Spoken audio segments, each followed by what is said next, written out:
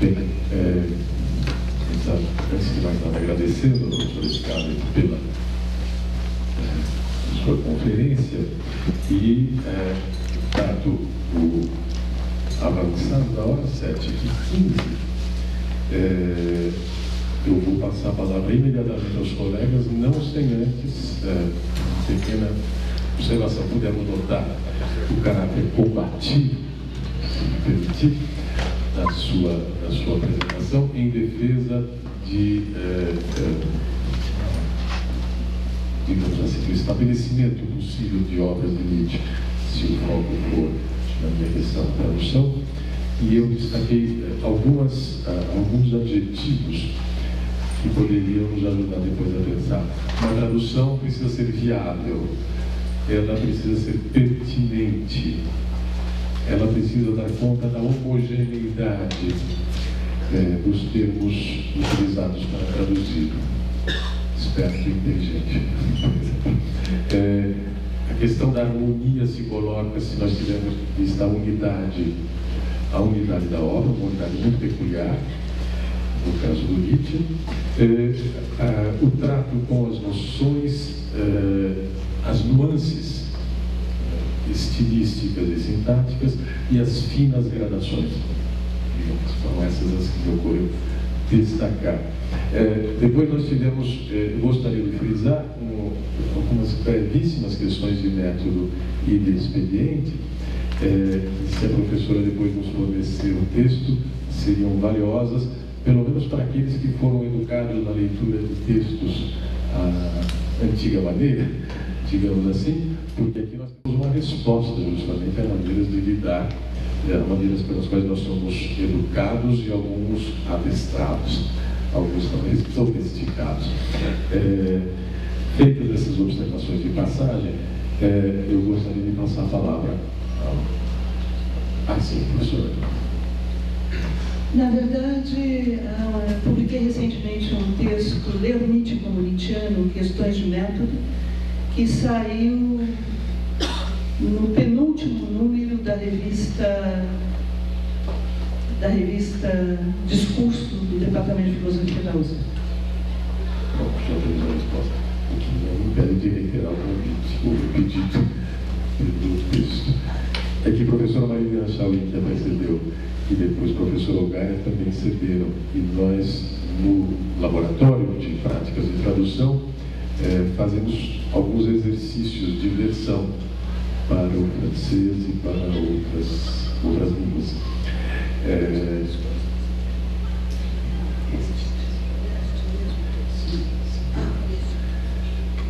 Bem, assim, pedindo em público, fica mais difícil de recusar. Bem, eu passo a palavra a vocês. Os que quiserem, por favor, se dirijam à frente, façam uso do microfone para nós gravarmos.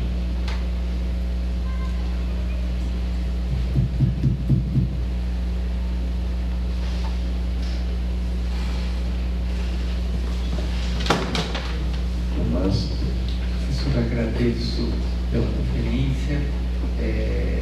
Eu, como não especialista em Nietzsche, tenho uma melhor compreensão do trabalho de edição e tradução das obras do Nietzsche no Brasil.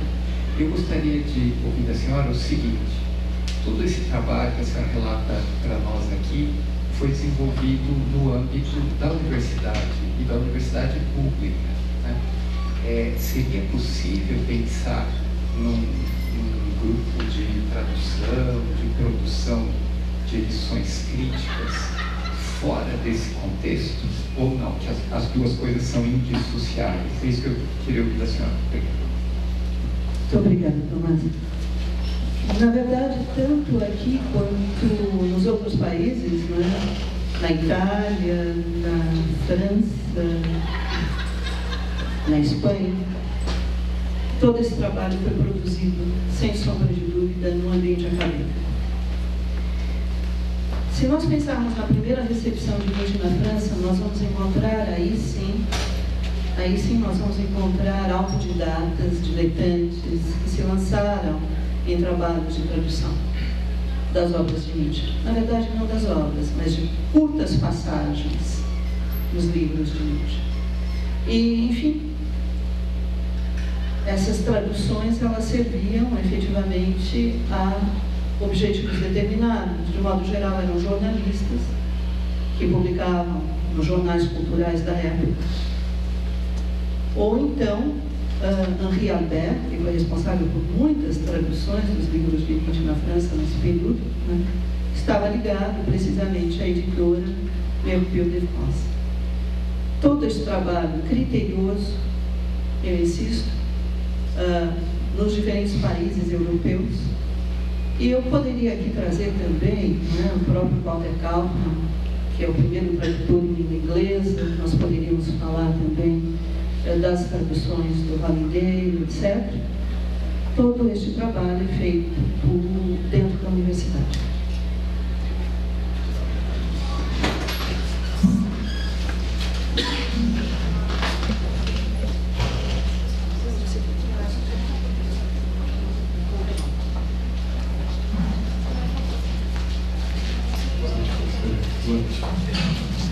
Meu nome é Irineu, eu tenho mestrado aqui pela casa, terminei meu doutorado pelo UFSCar uns dias desses aí.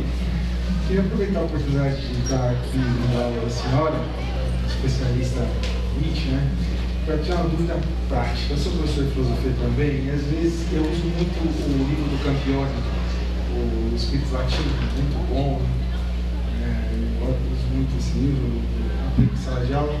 E eu queria saber, eu dou aula para pós-graduação, às vezes, lato sensu, e muitas vezes os alunos não são da filosofia. No curso de filosofia, tudo bem, tem digamos assim, um percurso filosófico, mas às vezes acontece, muitas vezes, de ver alunos de outras áreas, em direito, relações internacionais, e de acordo com a senhora, com a sua fala, como que esses alunos podem fazer um trabalho sério no Nietzsche se eles não têm essa visão sinóptica, digamos assim, essa visão do todo da obra? Porque o Nietzsche é um pensador muito sedutor. Se você quer fazer um trabalho sobre Nietzsche, como que esses alunos que não são da filosofia, não têm uma graduação em filosofia, não têm nem mestrado em filosofia, e querem fazer um trabalho que pode ser um início para depois buscar um mestrado em filosofia? Tem até um aluno que está fazendo mestrado aqui agora, que eu ajudei ele a fazer o projeto, ele veio do direito e está na filosofia agora, no mestrado. Um aluno que quer estudar a genealogia da moral, além do bem e do mal. Como é possível? Uma dica prática para essas pessoas. Muito obrigada pela sua questão e parabéns pelo seu percurso. Obrigado. Na verdade, eu tenho a impressão de que nesse caso talvez fosse mais interessante. Sim, sem dúvida, aos livros de divulgação. Então, algum conhecimento o aluno terá, pelo menos para situar Nietzsche no seu tempo e para situar também o percurso intelectual do próprio Nietzsche. Feito isso, mas isso é uma primeiríssima abordagem, né? Feito isso, a minha sugestão seria que o aluno escolhesse uma obra, porque isso daria a ele a oportunidade de trabalhar a estrutura da própria obra e, eventualmente, contextualizar a obra no momento histórico em que ela foi produzida.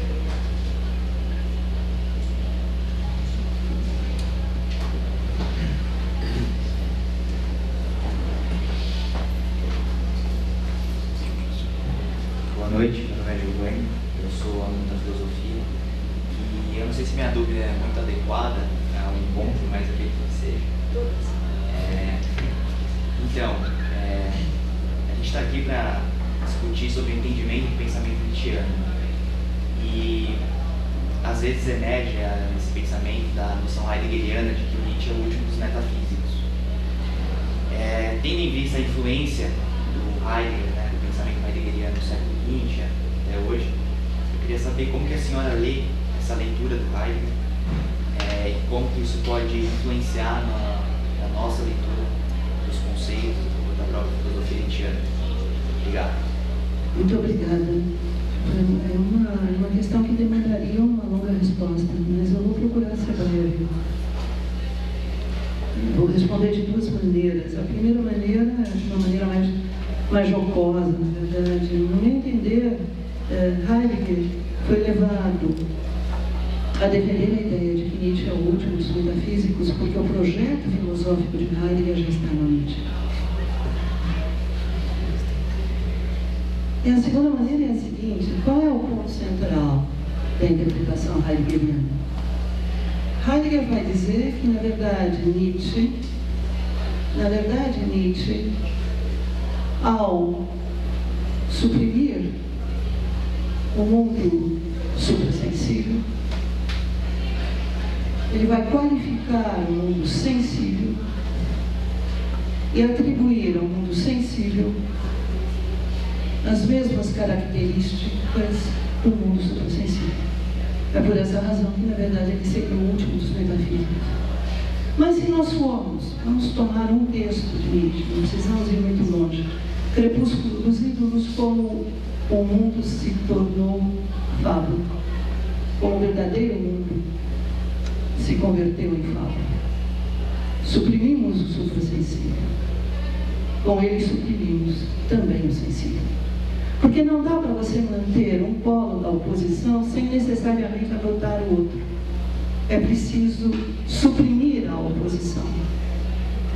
E ao reivindicar o mundo sensível, é evidente que Nietzsche não está atribuindo a essa expressão, mundo sensível, o mesmo sentido que ela teria se ela fizesse parte dessa dicotomia.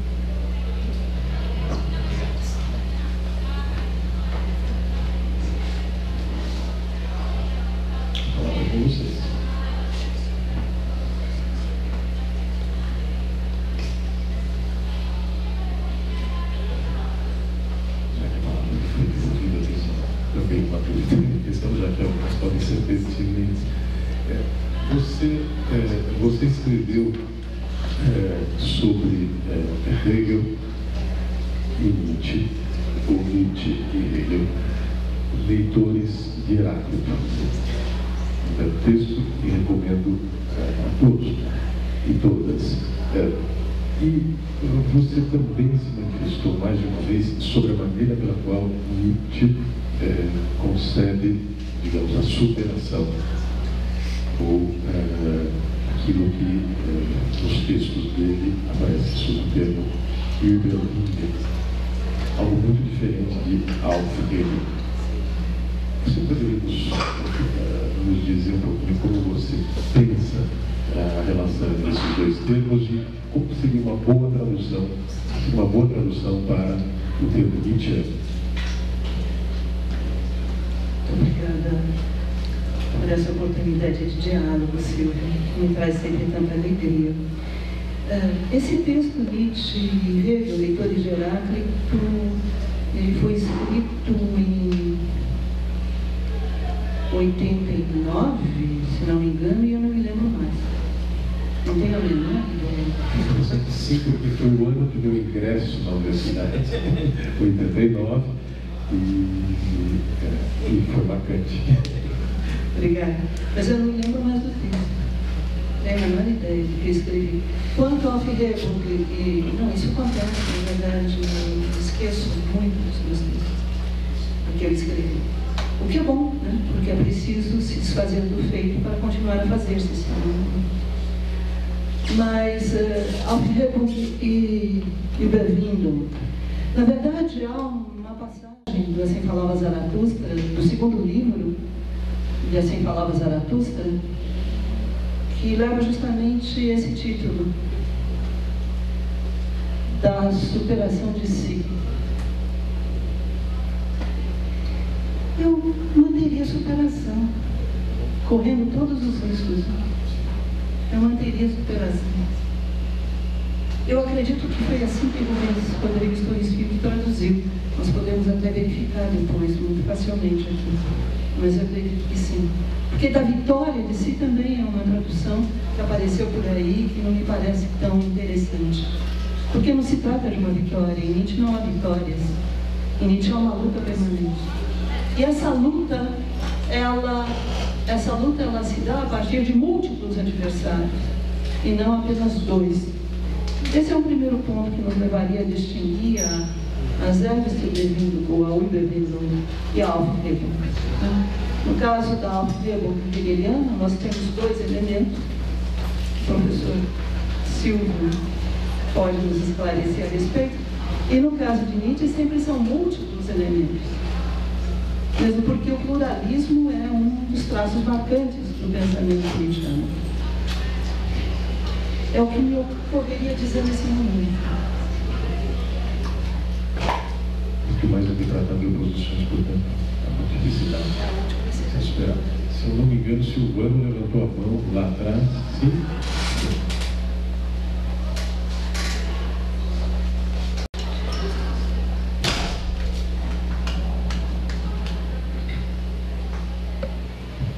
Boa noite. Eu me chamo Silvano, sou aluno da graduação de filosofia.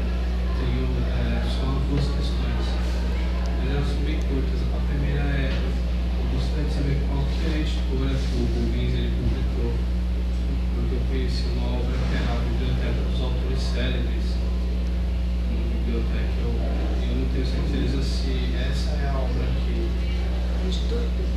a editora do Rubens. E a segunda é que a senhora falou sobre quatro cartas do Assim Falou Zaratustra. Eu gostaria de saber se essas 4 cartas elas se referem uma a cada livro. Muito obrigada, Silvana. É o seguinte, na verdade, Nietzsche, Obras Incompletas, foi publicado inicialmente pela Abril Cultural, na coleção Os Pensadores, em 1971, se não me engano. Houve uma segunda, uma terceira edição, depois houve, enfim, essa obra passou para a Nova Cultural, da Abril Cultural para a Nova Cultural, que, se não me engano, era um desmembramento da própria Abril Cultural, tá certo? E mais recentemente, Nietzsche, Obras Incompletas, foi retomado pela editora 34. Exatamente o mesmo volume. Então você encontra, uma vez que nas bancas de jornais desapareceram os volumes que constituíam a coleção Os Pensadores, você encontra este volume nas livrarias. Quanto à segunda questão, uma questão muito instigante, e se vocês tiverem 2 minutos, eu gostaria de me alongar um tantinho. É o seguinte, nós conhecemos Assim Falava Zaratustra em 4 partes. Não é isso? Se nós abrimos o livro, está lá. Prólogo, primeira parte, segunda parte, terceira e quarta. Esse livro não é de Nietzsche. É interessante, é importante, daí todo o trabalho com as edições, com as traduções. Por que esse livro não é de Nietzsche? Então vamos lá.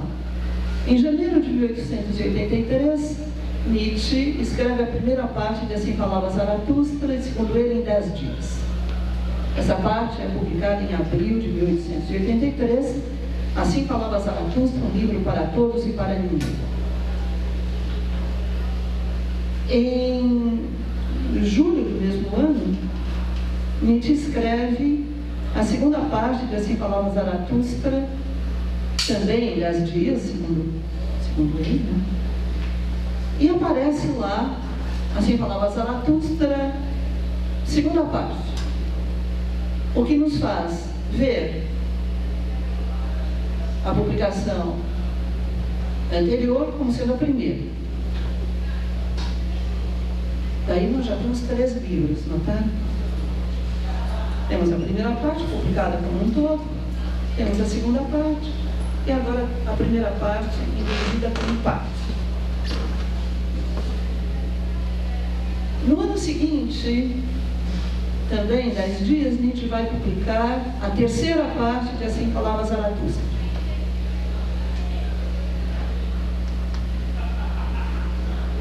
Terceiro e último.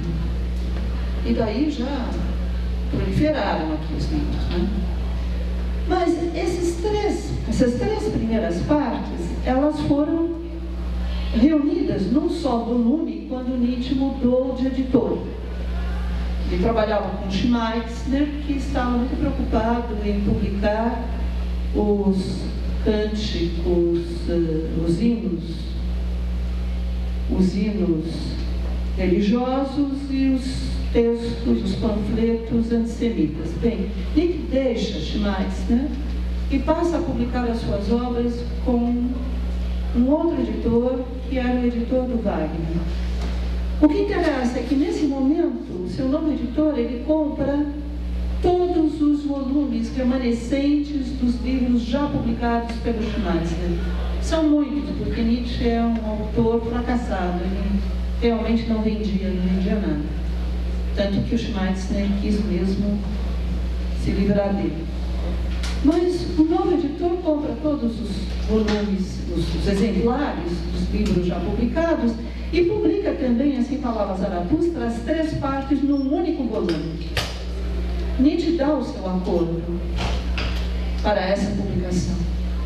Então, o livro de Nietzsche é Assim Falava Zaratustra em 3 partes. A 4ª parte, Nietzsche escreveu e custeou uma tiragem de 40 exemplares desta 4ª parte, que ele distribuiu para os amigos em tom confidencial. Ele jamais deu autorização para que esta 4ª parte fosse publicada. Na verdade, a 4ª parte foi juntada às 3 anteriores e ao volume anterior, que continha as 3, quando Nietzsche já tinha perdido a razão. Portanto, sem a sua autorização. A obra que foi consagrada pela posteridade, assim falava Zaratustra, né? Consagrada pela posteridade já no início do século XX, quando os soldados alemães iam para o fronte e carregavam mochila Zaratustra, esta obra, em 4 partes, não é de Nietzsche por essa razão. O filósofo jamais deu autorização para que fosse publicada a 4ª parte do Zaratustra. E quando nós lemos este livro, do início até o fim, nós notamos a mudança de temática e de estilo desta 4ª parte. Claro que nós poderíamos acrescentar aí outros dados de caráter biográfico até, porque Nietzsche, nas suas cartas, deixa claro que pretendia escrever um novo Zaratustra. A partir desta 4ª parte, haveria uma 5ª e uma 6ª, portanto, a partir desta 4ª parte, que seria a primeira de um novo livro, e haveria uma 2ª e uma 3ª.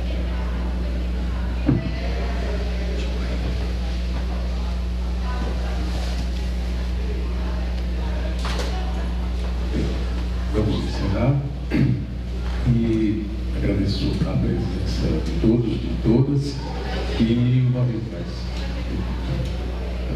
meus agradecimentos ao professor Scarpa. Muito obrigada a todos, muito obrigada.